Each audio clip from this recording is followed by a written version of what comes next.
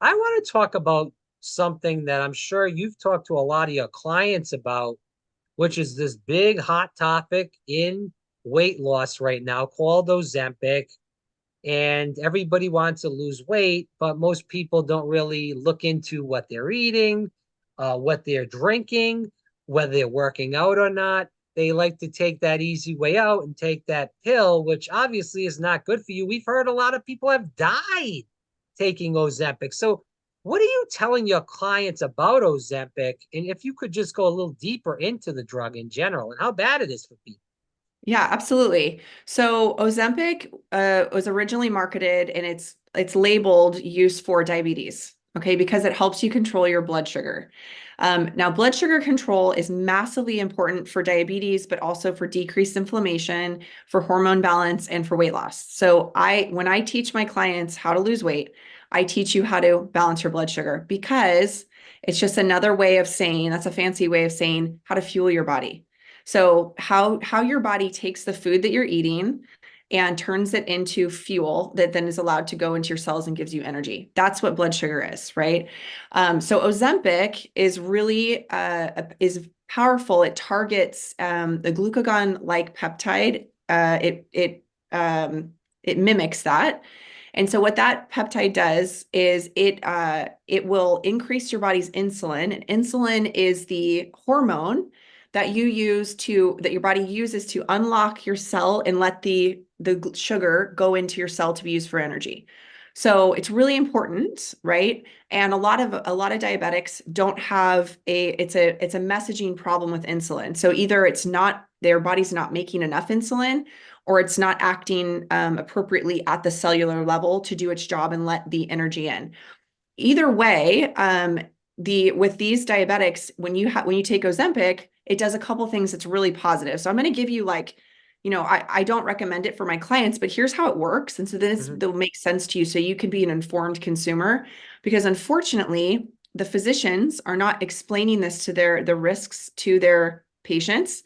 They are just saying, here, this is a great drug to take, and they're getting money for it. Okay, Well, they that's did it with the opioids. They do it with benzodiazepines. They do it with SSRIs. I mean, the list goes on that these doctors, I call them the people with the white coat. And there's people all across our country that think if someone wears a white coat, they're Jesus Christ and they can do no wrong. We saw what happened in the past 3 years with that, but I will let you continue. no, it's absolutely true though. We have to be informed consumers. We have to be, right? So when you understand how it works, you understand why people are getting such incredible results with it.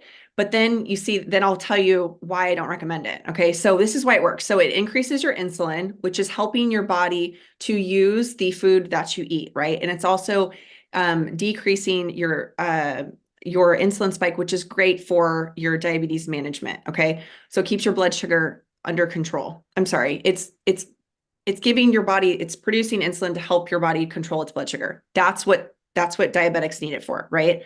Okay, but it also decreases your hunger, and which is great if you have a problem with overeating, right? Which so many of us do, or sugar cravings.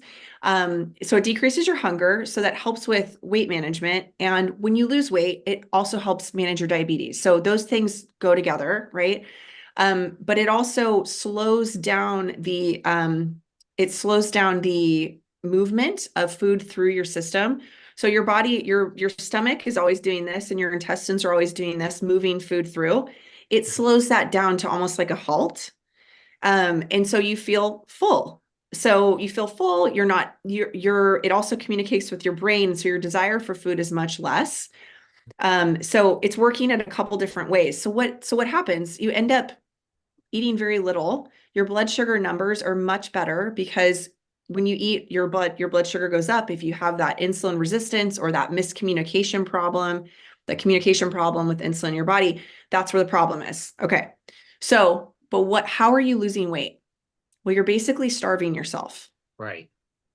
Okay. So there's a lot of negatives to that. Namely, you're losing muscle mass. That's a big problem. So you get that like cachectic is what we call it, or like that the Ozempic face is what they're showing. If you look at just Google Ozempic face, and you'll see all these celebrities pop up, and they have this like gaunt. They've lost a lot of fat. They're starving themselves. If you look at people who are starving, it's a similar look. It's muscle wasting. So they lose their muscle mass. But what happens there? That wrecks your metabolism, wrecks your hormones. And then if you decide you want to go off the medication, which they don't recommend, this is a medication you're supposed to be on for the rest of your life, Oh, truly. wow. Oh yeah. Okay. Now you've wrecked your metabolism. You have very little muscle mass. And that's only if you don't have some of the common side effects like nausea, vomiting, diarrhea, stomach paralysis, and some of this is irreversible, pancreatitis, thyroid cancer, renal kidney disease. So there's a lot of downsides to this, a lot. I want to tap into a few things that you spoke about because when we talk, and I should say when you're speaking mostly to your patients in general as a nutritionist, because you deal mostly with women. Obviously, women have some of the same issues as men, but they do have different issues as well than men. And I want to talk about the salt and the sugar cravings in general, since you just brought that up in your last talk. What do we do with that though? Because for me, it's mostly at night. I try to resist. Sometimes I'm very good at resisting, other times I'm not.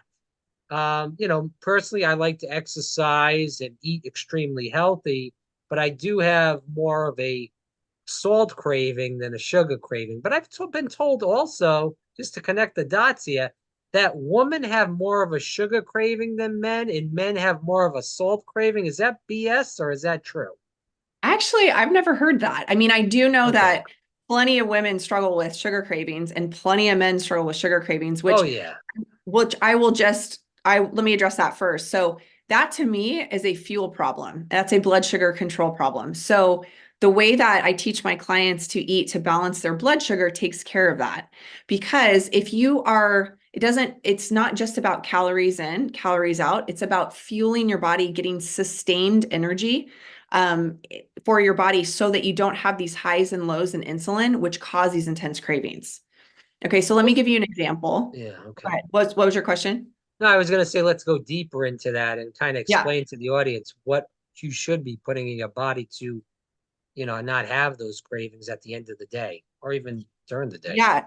Okay, so let's talk specifically end of the day because it's nuanced, right? And this is something that we work through on an individual basis, but I'll tell you, this is the same for men. Okay, so we talk about hormones with women, and those are variable throughout the month. Men are very stable throughout the month, which is why they don't have the changes in Yeah. emotions and their way that they're feeling as much as we do, because you guys are more like this and we're doing this throughout the month. Okay. But blood sugar and metabolism the principles are fairly straightforward across the board. So let's talk about blood sugar problems specifically if you're hungry at nighttime after like what are you talking about? Like is it Like before you 6, 7, 8 o'clock, something like that. have you already had dinner or this is before Yeah, dinner I would say this is after. after dinner you're craving sugar. Okay. So let's look at the front part of your day. Well, me is Most of the time, specifically salt, but I know there's people that are more yeah, let so. me Like let I'm me a talk. pretzel guy. So Okay. I could pound pretzels away, gluten free, non gluten free, it doesn't matter. And I just go to town with that. And that's a problem with me. Obviously, that's all carbs. I'm not really getting anything out of that. Not good for me to eat that at night. Maybe when, if I'm going for a long bike ride, that might be good. But other than that, not so much. Okay, so I'm most of the time if I'm like, looking at what people are eating, you're not eating enough carbohydrates during the day. So what happens is you're watching what you're eating, right? We're watching what we're Yeah. eating, or we're very active throughout the day, and so we skip meals, or Yeah. we just kind of mindlessly eat. We don't really know what went in or not. And then we get to the end of the day, and there's a good chance you didn't fuel your body appropriately throughout the day. So your blood sugar has already been doing this all day. So it's still just doing this. I call that the blood sugar roller coaster from having most of the time from having carbohydrates by themselves or too much at one time, or you didn't give your body enough carbohydrates throughout the day, period, but you worked out. So like, let's say you had had a high fat, high protein breakfast because you heard that's good for you. You had a protein shake for breakfast with no carbs in it. Okay. So your body's missing fuel. Carbohydrates are your body's preferred source of fuel. Okay. Mhm. So you no carbs at breakfast. So your body's like, great. Well, my stomach is full, but I have no fuel in my gas tank. Okay. Then lunch, you have a salad because you're being good, right? It was salad with chicken, no carbs again. And you're like low energy, you have brain fog. So you're drinking caffeine to keep you up. You don't know what, then you get to the evening and you're starving. So maybe you eat a dinner and it's well balanced. Maybe it's chicken and broccoli and a potato, but you didn't really have carbohydrates throughout the day. So your body's like, we still need more fuel in our gas tank. So why don't you go grab some of those really yummy uh, uh, pretzels that have all the salt on them and the crunch to keep you all stimulated? Because that's part of it too. That's part of eating is like stimulates our attention, our dopamine. So that's the sugar piece of it. Does that make sense? So like there is a difference though, obviously, because I like to pound away fruit. So that's my sugar, which is good. It's also a problem because I go too hard with that. And I could eat a pound of grapes or strawberries like it's nothing. And that's a problem too. But obviously that is better than eating Skittles or whatever the heck it may Yeah. be, but it's still not good to have obviously that much, even though it's a good sugar. Or by themselves. So let's talk about that for a second. So you're talking about a situation where you're eating fruit throughout the day. Is that, yeah? Yeah, I would say, you're eating fruit for a snack. So yeah, I mean that's Yeah. good, but if you just like consistently eating that all the time, it's not so good. So your body is going to sense the sugar in the fruit very similar. It's going to process it in a similar way it would candy if you eat it by itself. So this is the glucose, correct? Yeah. Yes. Okay, So fruit has vitamins, minerals, and fiber in it, which are all great for you, and right. carbohydrates, right? And it's not from a processed source, so great. But if you eat fruit by itself, it's still going to spike your blood sugar and make your body dump a bunch of insulin. Whereas if you ate fruit with maybe some nuts or some cheese, for example, your blood sugar would have a much lower spike and your body would put out less insulin. So you have less of a roller coaster. You want to be on this nice little steady rise and fall of your blood sugar. Does that make sense? Yeah. So I'm actually encouraging people, it's a little backwards if you're in the diet mentality and you're thinking about calories. I'm actually encouraging people to eat more to balance your blood sugar. So you're like, well, if you did Weight Watchers forever, Weight Watchers is like, oh, fruit 0 points. Great. Okay, fruit 0 points. However, you're basically eating natural sugar, natural candy all day. And so you're constantly putting a burden on your pancreas to release this insulin. And it's making your blood sugar go up and then it comes crashing down. It makes your blood sugar go up and then it comes crashing down. A great way to illustrate this is if you look at natural orange juice, if you look at a label of natural orange juice, it'll say like 40 grams of carbohydrate. Okay. If you look at a soda of like a Coke, about the same size, it'll also say 40 grams carbohydrate. Now, obviously, we know one is from a better source. Right. They're both liquid sugar, and your body is pretty much going to process it the same. So that's a big light bulb, I think, for a lot of people where they're like, whoa, I thought I was eating healthy because you're eating fruit, right? You're like, fruit's great. Yeah. Well, you're not controlling your blood sugar. So when you control your blood sugar, you decrease inflammation. So this is really powerful for all overall health. So when you're with your clients, you're discussing like eating plans specifically with them. And I'll just give the audience an answer. Answer. I'll give them a little bit of a synopsis of what I eat. Again, for people listening, the Tori Jensen on Instagram. You can find out more about her. She's got all sorts of little plans. We'll go into that as the interview goes on, as far as if you need her help. And regardless if you're in California or not, you can still use her online as far as Zoom calls and telephone calls in general.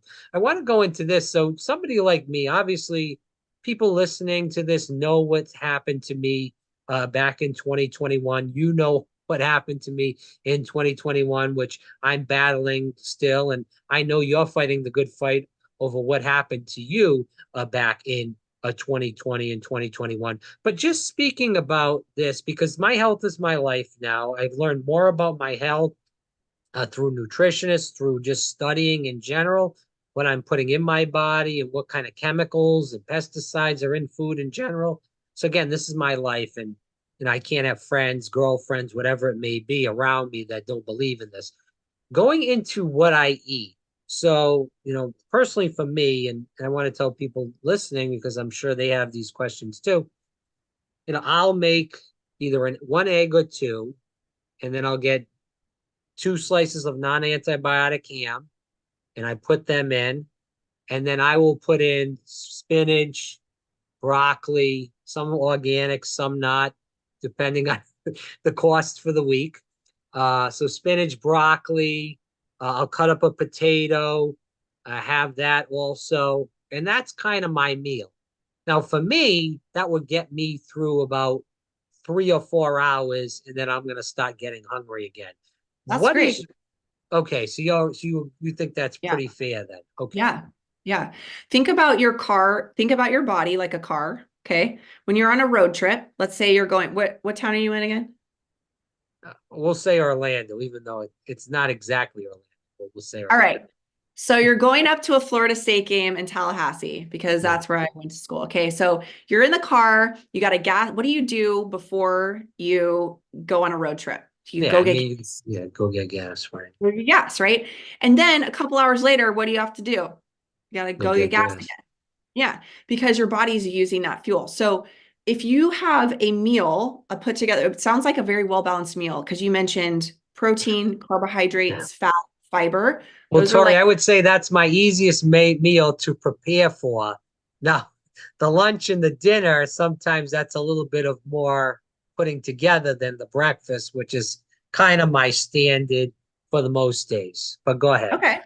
Well, but you said 3 or 4 hours later. So that tells Yeah. me that was a well-balanced meal and it was probably enough for you. That's what that tells me because a normal hunger is about every 3 to 4 hours. If you Okay. start to go longer than that, it's a general rule. I tell my clients not to go longer than 5 hours. And that's not because it's a rule. It's just that at that point, you're usually very low blood sugar. And a lot of times you end up overeating because you're so Yeah. past the point of normal hunger. And so to kind of, listen to your body. And the other thing that really blunts our normal hunger cues is stress, because what stress does, it elevates our cortisol, which is our stress hormone, which keeps us Yeah. alive. But cortisol, we don't want it around all the time because it causes inflammation and it causes other kinds of problems. It causes insulin resistance. It causes our body to always be mobilizing fuel or carbohydrates for our brain because that's your brain's preferred source of fuel and your muscles. So if you don't eat, your body's like, oh, well, maybe Rob's on a deserted island or he's in a period of famine. So we are going to mobilize cortisol just from your stores in your muscles and your liver to get sugar to your body so you can keep working, keep doing stuff you need to do so you can get energy to your brain. Okay. But then if you imagine your body's a car, now you're pulled over on the side of the road, you ran out of gas, you're running on Yeah. fumes. Does that make sense? Yeah. So think about your body like a car, you to keep your metabolism up and to keep your body fueled to do all the things you're asking it to do, you got to fuel it every few hours. Well, it goes into if you're not fueling your body. For me personally, again, lightheadedness, dizziness comes on. You start to obviously you're still hungry. You might start having other issues in general too, which I can't think of off the top of my head. But I think those are the main issues I felt when I go for long periods of times not eating. And Yeah. also, we talk about hydration too. And then I do want to get into working out and continue on about the Ozempic. I think a lot of people don't really understand about hydration. Me personally, I learned about, when I do my bike ride for 15 miles every other day, they're telling me, as far as my nutritionists, they're telling me to put those um, electrolytes in my water to make sure I'm staying hydrated because even though I might be drinking my water, those electrolytes can help me even more as far as that goes. Can you talk to the audience a little bit about hydration and how important that is to make sure that you're not overeating in general too? Because that's a big point too, I think people forget about. Absolutely. Well, again, this is very personalized because it's like you're in a very warm state, right? And so when you sweat, you lose fluid, but you also lose electrolytes. So if you're exercising regularly and you're sweating a lot, some people sweat more than other people, or if you're doing sauna, if you're doing long, intense workouts, then you absolutely have to replace electrolytes. Now, you can get all of the electrolytes you need through food, but it's kind of hard. And so a lot of, Well, what and they've done with the food, Tori, they've diminished our food supply in general with all the nutrients. I agree. It's not easy in well, general. if we're talking about salt, though you can add salt to your food, right? Right. Talking about potassium, there's foods that are higher in potassium. Um, we're talking about magnesium. Okay, and that magnesium is depleted in a lot of the foods. But you focus on real food, right? If you get rid of the processed food, you focus Right. on real food. Like it's not rocket science. It's just we don't do it. We weren't really educated on how to think like this, that Yeah. you can balance, you can replenish your electrolytes usually without supplementing by just with the food you're eating. But if you are if you sweat a lot, or if you are someone who's doing extreme sports, or you're outside in a very warm environment, or you're doing sauna, food, it might be difficult to get what you need with food, but that's so individualized and something that takes practice, like supplementing and kind of figuring out for you. But as a general rule of thumb, and this again, it's like hard to say generally, but if you're not sweating in an extreme way, drinking half your body weight in ounces is like a good rule of thumb. Now, if you're extremely overweight, now that's not a good rule of thumb, right? Then we kind of look at like adjusting for your ideal body weight or something or close to there. So I think a lot of people are maybe either under drinking water, right? Yeah. Not drinking enough and getting the brain fog. And I'll tell you, if I have clients that are like, oh, I drink like 30 ounces of water a day. I'm like, oh, this is an area of opportunity. Let's add some more water. And instantly Right. they're like, oh my gosh, I feel so much better, right? Or you're doing the opposite where you're drinking like a gallon of water a day, but you're not really sweating. And what can happen is you can actually dilute the electrolytes in your blood. And so that is a problem too. It's like all this like little balance stuff. So that's why it's very individualized. You kind of got to play around with it. Yeah, I mean, for most people, I would think though, like you said, regardless of if the environment that they're living in, if they're working out pretty hard, they need to have those electrolytes in water, correct? Yeah. Yeah. Hmm. Okay. I do want to continue on speaking about again the Ozempic and people in general. You know, we've talked a lot about this in the past off air in general about obviously how depleted our food system is. There's pesticide issues in the food, creates inflammation. You've stated this through this podcast in general. So the question is, and obviously when you go into supermarkets, still stuff says all natural, or no high fructose corn syrup. That's great, but there still could be other junk in the food too.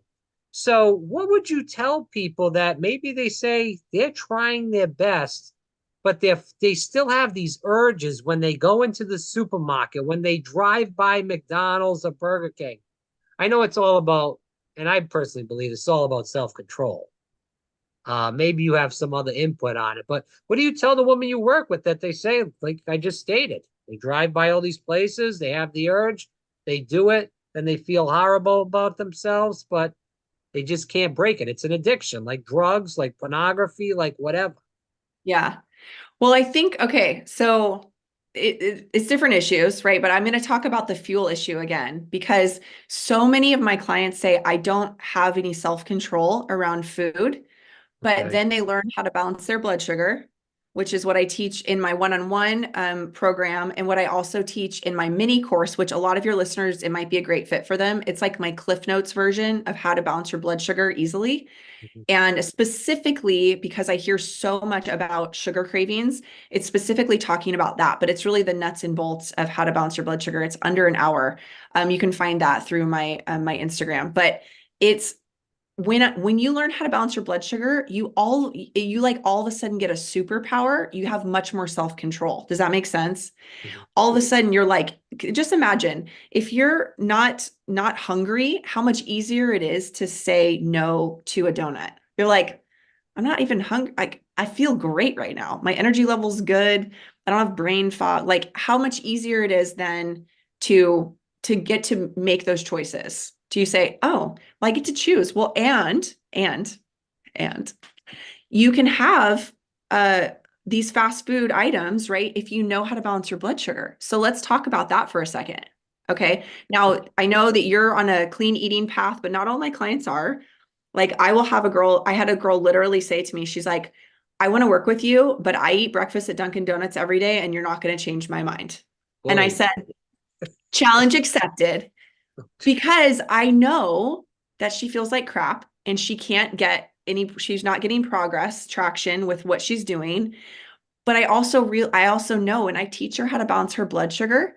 Now she's not in food jail anymore. She realizes I can go to Dunkin' Donuts and adjust my order slightly and still reach my weight loss goals. Now, would I prefer that she's having more whole foods than all the processed food that she's getting? Yeah, but she's not there yet.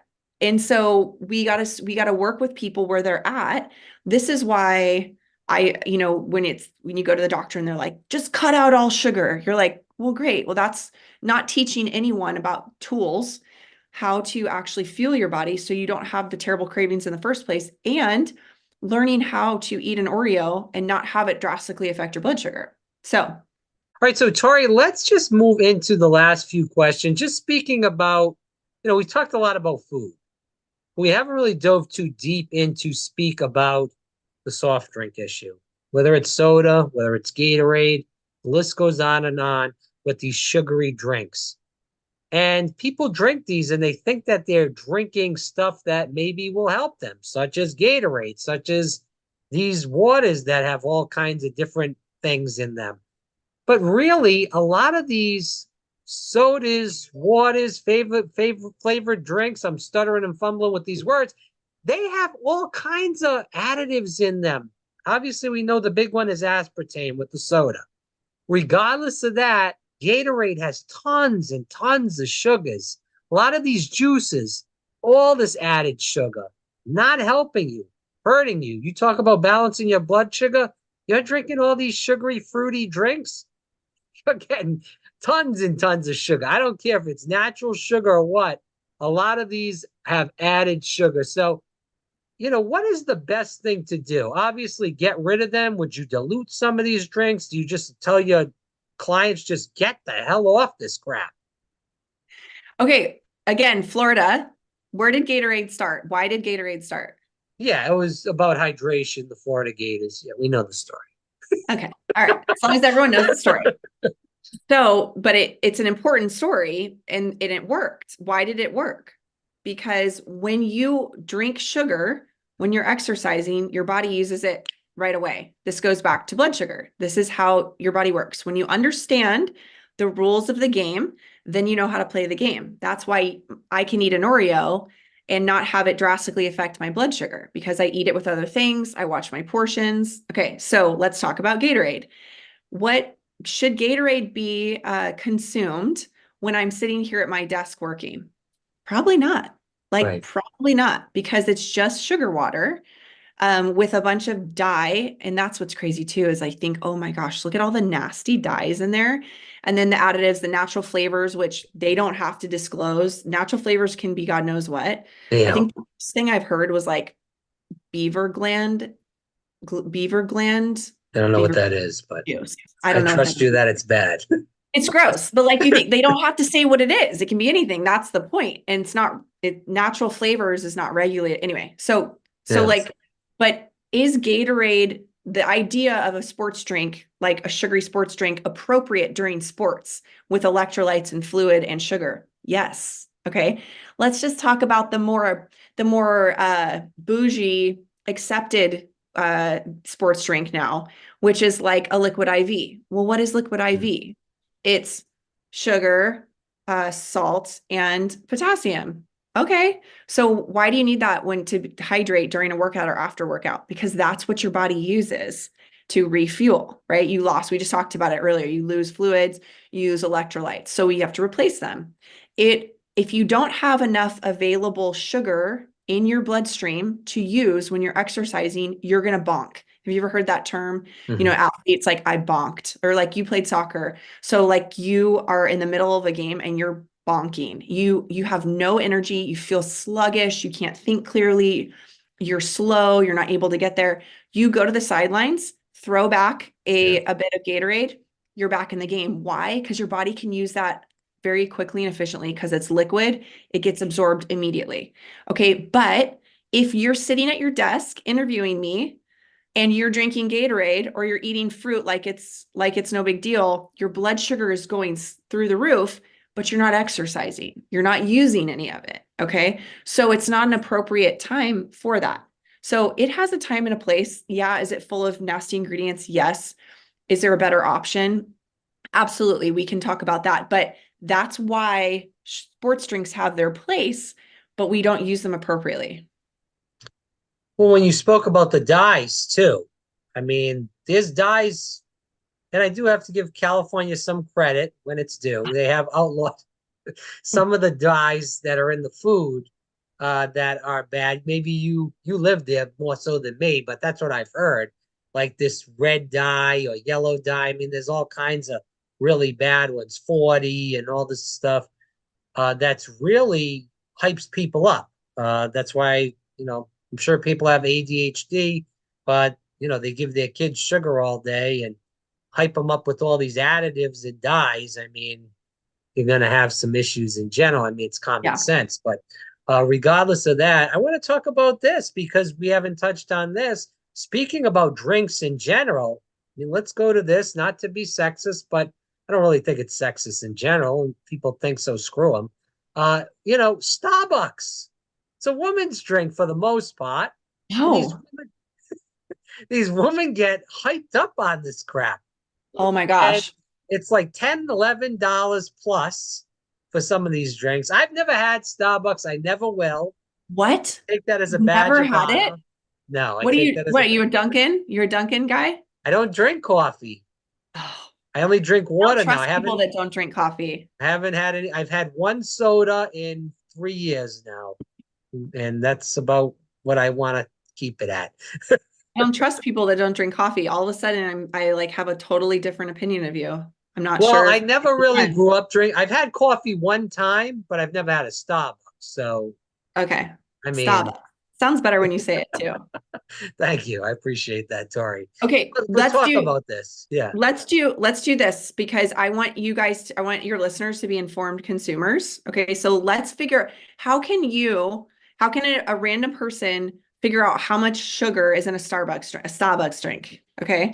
So I'm gonna pull up. Tell me why you wanted to talk about this. I'm gonna pull up a Starbucks drink right now.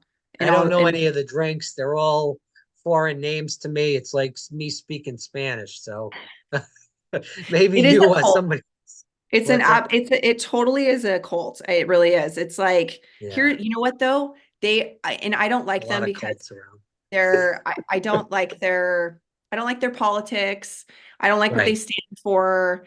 Yeah. The one by my house during COVID was the worst with the mask. I mean, oh my gosh, you just knew. And I said, I can't You come here. should see, and sorry to change the subject, but I know people listening will enjoy this. I've been to Disney many times. I'm an annual pass holder here. Don't agree with their politics. I don't agree what they've done with the parks. I don't agree what they've done there as a person that formerly worked there.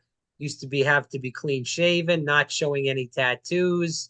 Now there's people that work there that look like zombies, look like they just fell out of bed. It's kind of sad. That's not how Walt made the company. But regardless of that, you should see the people wearing masks that work there for the most part. It's quite a few. I was very surprised. And I lived and was up in a very liberal state for very few, very many months, the past few months in general. And there was less people wearing masks up there than I have seen at Disney World. Very scary, honestly, especially in Florida. And it's hot as hell. I was just there earlier before we came on here, and there was a guy in a wheelchair, and he had an N95 mask, and we're at over 80 degrees. I mean, God bless him. He was outside.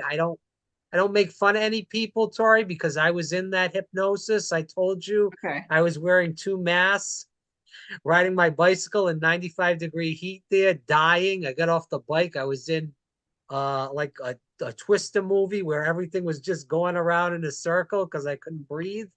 But yeah, that's what I happened. like the visual. I like the visual of that, of you in that. I Um, don't because it's still going on, unfortunately. Not oh my because of the gosh. mask, but because of the jab. I know. I know. It is. Yeah. Okay, I want to Anyway, illustrate. Let's talk about a Starbucks drink. I just pulled up their menu, okay? And sure. I'm just gonna highlight one of the drinks that's like a sugar bomb is what I call it. Okay, this is a white mocha. And when you add oat milk, you think you're being healthy because you're adding oat milk, but that's adding extra sugar to your Starbucks drink, okay? Because it's really just more sugar water. So a white mocha that is a grande, so that's like the middle one. It's 1,630 calories. Oh, I thought you were going to say sugar at first. I was going to say cheapest crow. Wait a second. Oh, but that's almost your daily value there from Okay, some people. Hold on. I was reading the wrong hold on. That's kilojoules. Hold on. It's 350 calories. Okay, that sounds I was Oh. like, second. But it's about 50 or 50 grams carbohydrate. Okay. So it's sugar. Okay. It's only 8 grams of protein. So that's like about the amount of Nothing. protein you'd have in like an ounce of meat or an egg. Okay. 50 grams of sugar. Let's talk about the math on that. And this is how you can look at a label and be a savvy consumer. 4 grams of sugar is 1 teaspoon of white sugar. 4 grams of added sugar or carbohydrates. So you have to look at both, right? Total carbohydrates versus added sugar. Like that orange juice we talked about will have Yeah. 0 grams added sugar, but it's still a sugar bomb because it's got total carbohydrates. It's What not if you added. dilute it though with water? Hold on, hold on. Of course, it's less. Hold on. All right. 4 grams. I just want you to think about this. Four Yeah. grams of added sugar is 1 teaspoon. So let's do the quick math on that. 4 times 10 would be 40, 20. right? Right.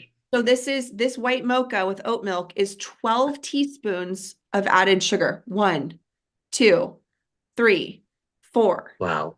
5. Imagine scooping that much sugar into a drink. You would never, like an iced tea. You would not. I love sweet tea. You would never, right?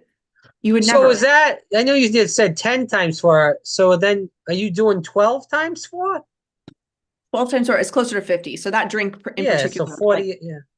it's crazy. But okay, so going back to the soda example, a Coke is like 40 grams of sugar.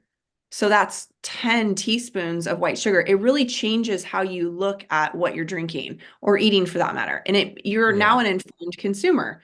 You can look at Well, a label and say, "Oh my gosh, okay, that I would never add, that much sugar to anything."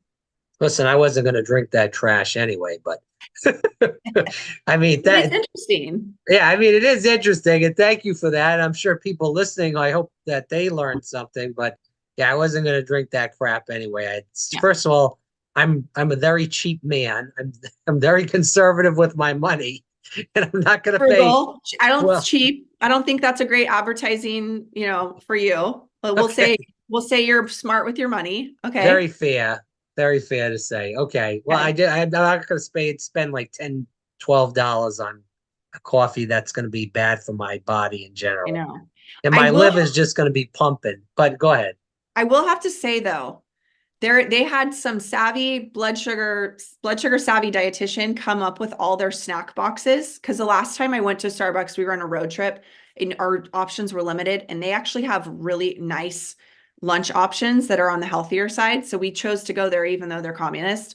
We went there anyway. We paid the communists their money because we were, it was either there or some fast food place. Yeah, Super balanced, great options. I'm not like plugging them, but I have to yeah. say like, they were really thinking Oh, about it when they made their to-go items. so let me ask you this, Tori, because you have two girls. For people listening that have kids, and you're a nutritionist, like you know your stuff. So what do you make your girls eat, or do they enjoy eating what you push them to eat? Like, how does this all play out at home? I think Well, this is interesting. I'm pretty aware of the I don't want to be very controlling with my girls around food because that leads to disordered eating. So I have to be hyper aware of that, I think, with my job. And also, but at the same time, balance that with educating them because kids' food has so much sugar in it and kids' snacks have tons of Right. sugar. So The fruit if you're snacks and all that listening crap. and you're like, oh my gosh, my kids won't stop eating. Well, it's probably because their blood sugar is out of whack. Because you think about they'll have cereal, which is basically mostly sugar, right? And then even though there's a little protein with the milk, and then they want more snacks because their blood sugar's low and they're craving sugar again. So they're on this blood sugar. So they're eating all day long and they're growing. And so they need a lot of carbohydrates, but not by themselves. So I teach my kids to be informed eaters. I'm like, and I will say, and I homeschool them. So they hear a lot of me. It's just, which is hard Right. for them. I really try to give them choices. I'm like, when I see them, having cereal for breakfast, I'm like, hey, what protein could you add to that? Right. So if you think about it in the sense, like, what can you add to that? It really opens up your opportunity it's an opportunity instead of being a restrictive mindset and you think how can I build a balanced meal around that. So my daughters know, they'll be like, well, I'll have a side of yogurt and I'm like, okay, great, because you don't want to be at school. They go to a little program a couple days. You don't want to be there and be hungry in an hour and have low energy and not be able to concentrate, right? And I kind of leave it at that, and they don't always make good choices, but they know, like I'll say my one daughter, she's also close to going through puberty, like Lord help us. And she flipped out the other day and I was like, hey, have you had anything to eat recently? Like realizing that her blood sugar and she looked at me mad and she said, no. And she stomped into the kitchen and got something to eat. And then we talked about what was bothering her, and she was much more capable of like talking about it because her blood sugar was no longer in the dumpster. So it's so nice to be able to teach my clients and then my kids too. Like if you listen to your body and fuel it the way it needs to, you're going to feel so much better. You're going to be capable of showing up to life in a much more stable mindset. And that's the power of understanding how to balance your blood sugar. So I want to go into speaking about exercise and kind of, do a full circle here. I'm a bike riding person. I enjoy it. I think it's good cardio. It's not hard on your knees. And it's just like a therapeutic session for me. I can listen to a podcast, get through it in a 2-hour podcast and just enjoy myself. What do you tell your clients though, as far as exercising? Because, the Ozempic is easy. Taking the pill is easy. Doing that surgery to cut your stomach, and I don't even know what the hell the name of it is. You probably know way better than me. It's not easy, but it's a quick fix, shall we say. And you don't have to do any effort. You don't have to go work out. You don't have to watch what you're eating. You can just get a surgery and go through the motions there. So, how do you talk to your clients about exercising, regardless if they're overweight or not? You have to pay the piper in some way. You do. It all comes back eventually. So those surgeries that you were just mentioning and Ozempic, they wreck your metabolism. Most of the time you lose weight because you're losing muscle mass too. You're eating a lot less. But what happens is your body's caloric needs drop because your body's trying to keep you alive. So our bodies are really efficient at that. So if you're not eating enough to support your body, it's going to say, okay, we're going to drop your metabolism down. So you're only going to require like 800 calories to maintain your weight. So that's why I have clients come to me and they're like, I'm barely eating anything and I'm gaining weight. If I even look at a cookie sideways, I gain weight. Now I mention this because in terms of how I encourage my clients to exercise, it's a couple different things, but I focus on encouraging them to build muscle because you can build muscle till the day you die. That's the way we were created. It's harder as you get older, Mhm. but it is going to increase your metabolism. So if we're playing the metabolism game, and you want to keep your metabolism up, then you build muscle. And muscle is going to also give you the structure, the strength, right? the shape to your body, that's where your shape comes from muscle. So I have clients that gain weight but drop in pant size because they're putting on muscle and Yeah. which weighs more, right? But they're actually losing fat because muscle's so much more metabolically active. And then they're happier too because they're actually getting to eat. They aren't starving themselves because when you can't build muscle by starving yourself. So if you flip the mentality to getting strong over getting skinny, now this is usually what women are kind of dealing with, right? It really is a powerful switch because it's instead of restricting, it's something you can do. It's something how do you build muscle? I'll give you the formula. You do weight bearing activities, you do strength resistance training activities, and you fuel your body in order to do that. And then the switch happens and it's a beautiful thing. So it's the same for men. I would encourage you to do some strength training activities to build strong bones and strong muscles. It's also going to increase your metabolism. And so the metabolism is the same for men and women, but the hormones play a bigger role for women. But those principles are similar.